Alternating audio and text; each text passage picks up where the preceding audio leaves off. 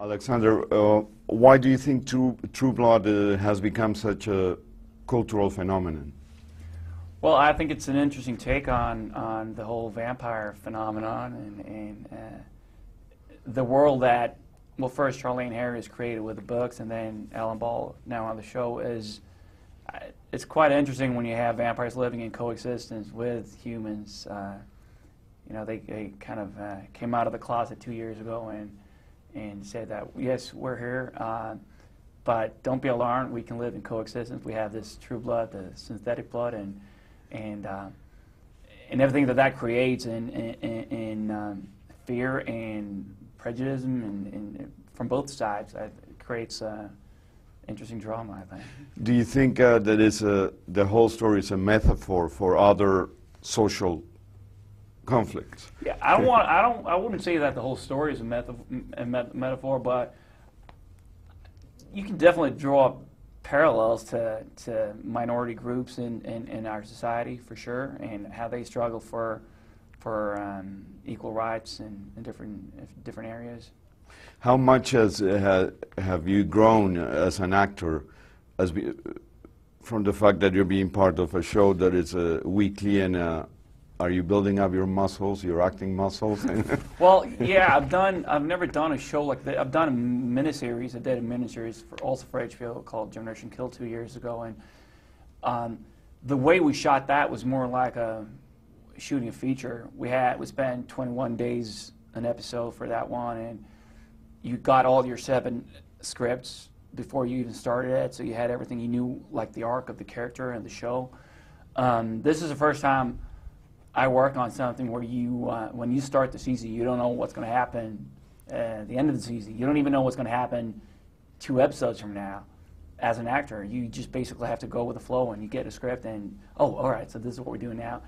And it's a different process. It definitely is, not knowing where you're going. So, and also the pace of it is very different. We shoot an episode in 2 weeks here. So you got to be on your toes here. How difficult is it to keep the same, the same emotional level, or since you shoot weeks in apart? Well, when you do that, you just have to make sure that you find the character, and you can stand up and defend your character, and you know who he is and what he wants and how he would react in different situations, and then you just have to be flexible and adapt to the script and figure out, all right, how would Eric deal with a situation like this? And yeah, like I said, you can't really plan the arc the way you do when I work on a feature or a miniseries, where you actually can, like, oh, I'm going to bring it down a little here because then we have this scene coming up, and you can't really do that here. You just have to play it by ear, I guess. There's something very erotic about vampires. Can you comment on that? Why do they symbolize sex and erotism and pleasure? Well, but they also symbolize death sometimes, or cruelty, or yeah. And I think it's the combination of those mixed feelings that can be kind of attractive, I think. They didn't used to be attractive before Polidori wrote Vampire in like the 1820s, I think it was. Vampires were kind of these cruel, weird creatures, and then when he wrote that book, that was the first time they were portrayed as being like,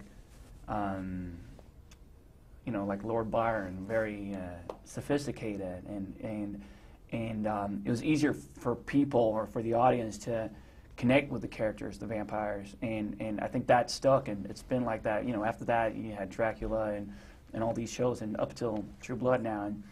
And I think the attraction is you have something that is immortal and represents eternal youth, but then, like you said, at the same time, without a facelift. Yeah, without a facelift, without like having to use Botox and all that stuff.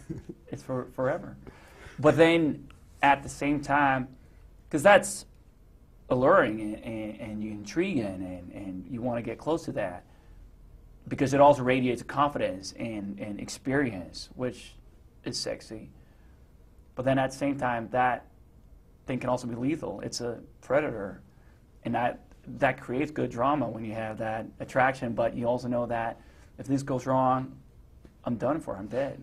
Do you see Eric as a villain? People, especially after season 1, because you didn't really get to know Eric that well in season 1. I think most people saw him as a villain and the evil vampire. To me, he's not. There's so much more to him, and I think hopefully now in season 2 people will realize that he's got another dimension and a couple of more dimensions than just being the bad guy. He does have a sensitive side and a very loyal side.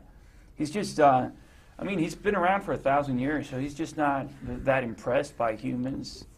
And that can come across as arrogance, I guess. But, I mean, he doesn't play games. If he's not interested in you, why would he waste his time? Would you like to be undead, be here forever? No, to me that's kind of a scary thought. I don't know.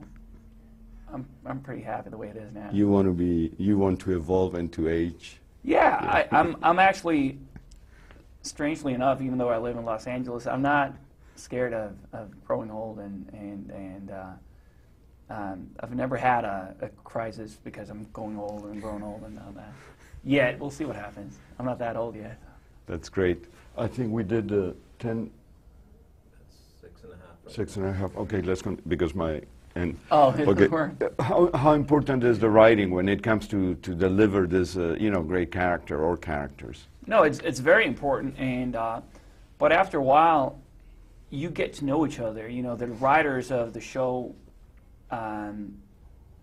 By now, they know all the actors, they know the characters, and so it's kind of it's easier after a while because they know how you would use words, how you would put them together as your character, and then they will write it after that, basically. You were just mentioning that you're shooting something in that area too, in the south of the U.S. or another movie. Yeah, we're on hiatus now. We just wrapped season 2 and of True Blood. We don't know yet if it's going to get picked up for a 3rd season. The ratings are really good, so I would be very surprised if they cancel the show. But we're officially on hiatus now for a few months. I'm going out to Shreveport, actually, where Eric's club is, to shoot a movie now. Is it easy for you to forget Eric after being working? Oh, I'll never forget Eric. He's always a part of me. Really? Yeah, of course. And what's the impact of the success of the show on you as an actor? I've never experienced a phenomenon like this before. It's kind of overwhelming, the response and how people have embraced the show and how fanatic some of them are. It's crazy. It's very flattering, of course. You know, many people, they haven't watched TV in many years, and now they're back thanks to this show. Yeah. Do you feel that responsible for it in a way? Well, you're you part mean of moving it. forward now? No, many people that who would be a burden? No, many people who didn't care about TV, Yeah. they're now hooked to television. Well, that's very. I mean, that's amazing, and I'm very flattered. I don't feel if we start a 3rd season soon, I don't feel that you can't think about that at all. You just got to continue because we're having a blast, and I don't want to feel a pressure that we need to do something to please people.